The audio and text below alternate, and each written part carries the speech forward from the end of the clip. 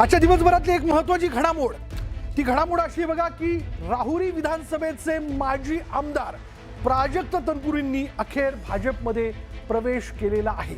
प्रदेशाध्यक्ष रवींद्र चव्हाणांच्या उपस्थितीत त्यांनी आज प्रवेश केला आणि त्यांच्या या प्रवेशावरनं शरद पवार यांच्या पक्षाला मोठा धक्का बसलाय। कारण प्राजक्त तनपुरेंना म्हणजे एकूणच तनपुरे कुटुंबाला राहुरी मतदारसंघाची एक खांबी तोफ म्हणल्या जायचं किंवा म्हटल्या जातं।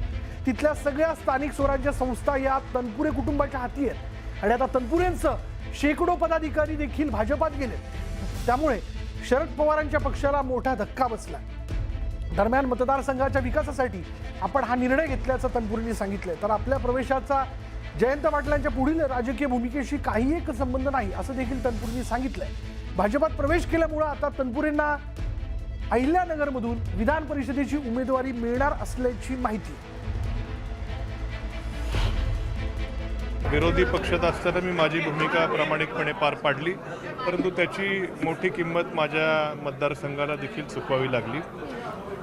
सत्ता गेल्यानंतर निश्चितपणे कुठेतरी विकास कामांना थोडासा ब्रेक हा बसला होता आणि बऱ्याचशा कार्यकर्त्यांची ती भावना होती आणि या सर्वांच्या भावनेचा आदर ठेवून पुढे देखील मतदारसंघामध्ये निधी कमी पडू नये ही देखील यामागचं एक मोठं कारण आहे। कुठला दबाव माझ्यावर कोणाचा नव्हता, कुठल्याही चौकशी वगैरे कुठलीही नव्हती, पण या कार्यकर्त्यांची प्रामाणिक भावनेचा आदर राखत मी आज हे पाऊल उचललं।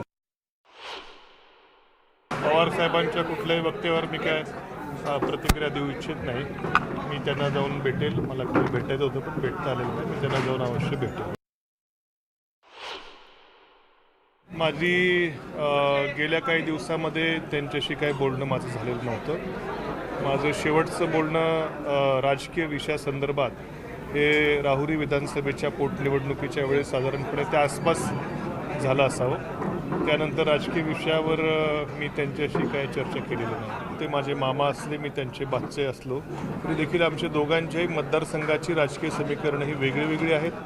त्यांच्या राजकीय उंची तर त्यांची राजकीय उंची खूप मोठी आहे, राजकीय अनुभव खूप मोठा आहे। त्यामुळे माझ्या प्रवेशाचा त्यांच्या पुढच्या राजकीय दिशेशी अर्थार्थी कुठला संबंध हा अजिबात नाही आहे।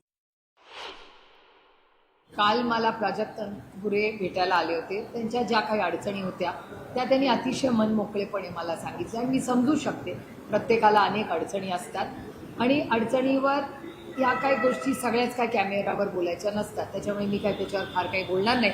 पण माझ्या त्यांना नेहमीच शुभेच्छा, कालही होत्या, आजही होतील, उद्याही राहील। पण एक ऑब्झर्वेशन मी तुम्हाला अतिशय मनमोकळेपणे सांगू इच्छिते की काँग्रेस मुक्त भारत असं भारतीय जनता पक्षाचे सगळे नेते म्हणायचे। नगर जिल्ह्याचा थोडासा अभ्यास करा, एक राम शिंदे सोडले तर आज नगर जिल्ह्यामध्ये, अहिल्यानगर जिल्ह्यामध्ये 100% नेतृत्व हे ओरिजिनल काँग्रेस।